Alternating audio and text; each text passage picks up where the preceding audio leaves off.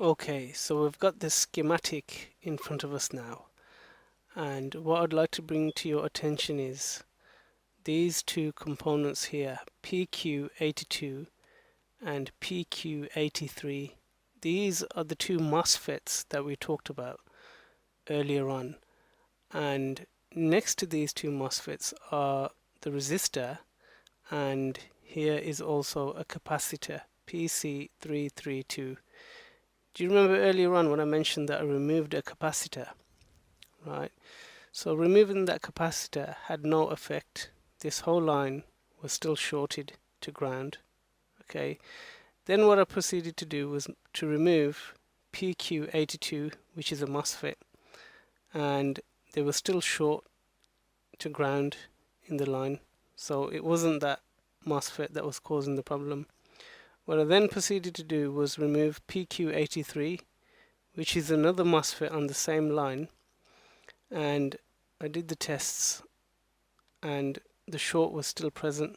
So it wasn't this, and it wasn't this here. Now, if you have a look onto the right here, there's an IC here, PU99, okay? It could be this IC. There may be a short inside here, and that's causing the whole line, everything on the line to short out. Or there's some more resistors here. There's another capacitor here, PC333, okay? That could be shorted as well, and that's why it's causing everything else on the line to short. Now, because there's quite a few components on this line, okay, it's going to waste a lot of time trying to take them all off and trying to figure it all out manually. There's a quicker way to find out where this short is, and what you'd normally do is you'd find the nearest inductor, or commonly referred to as a coil or a choke, and the nearest inductor is PL38, and what you do is you inject voltage into this inductor here, okay, and what will happen is, actually I need to explain some of the science behind this first. You see, electricity likes to take the least path of resistance. So what will normally happen is, wherever you have the least resistance on any one of these components, when you inject voltage into this area here, the electricity or the current will start to accumulate at the point where you have a short, and that will show in terms of heat. So the faulty component will start to heat up, and you can get a thermal camera and you can spot that heat or that faulty component under a thermal camera, and it's a much faster way of finding it than trying to figure it out manually by taking each component off the board.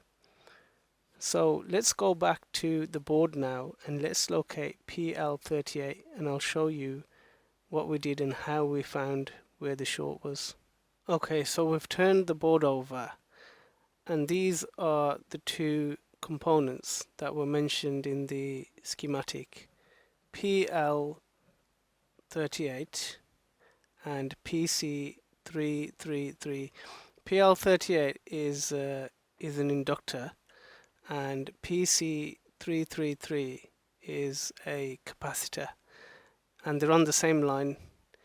I measured both ends and it's shorted to ground, and this here also from both ends is shorted to ground.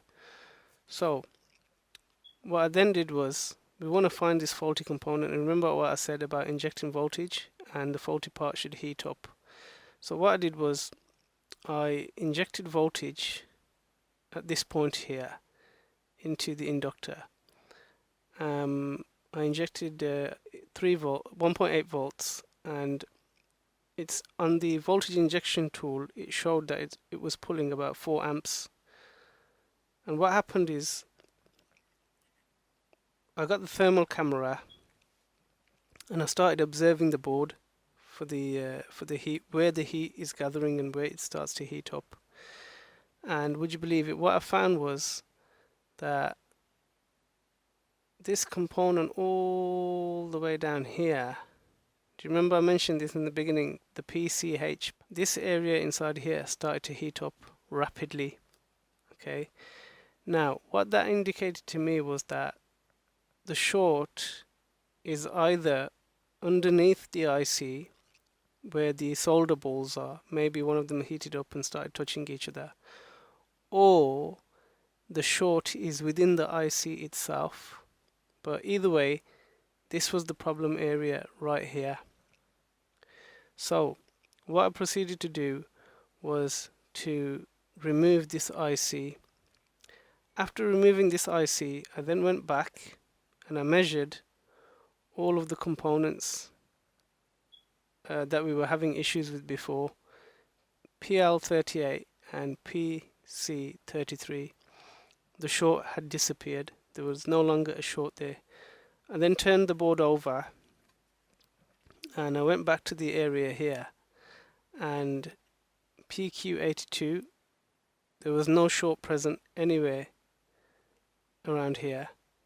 The short on this capacitor had disappeared, and the short around here on MOSFET PQ83 had also disappeared as well. So there was no longer a short anywhere on any of those components.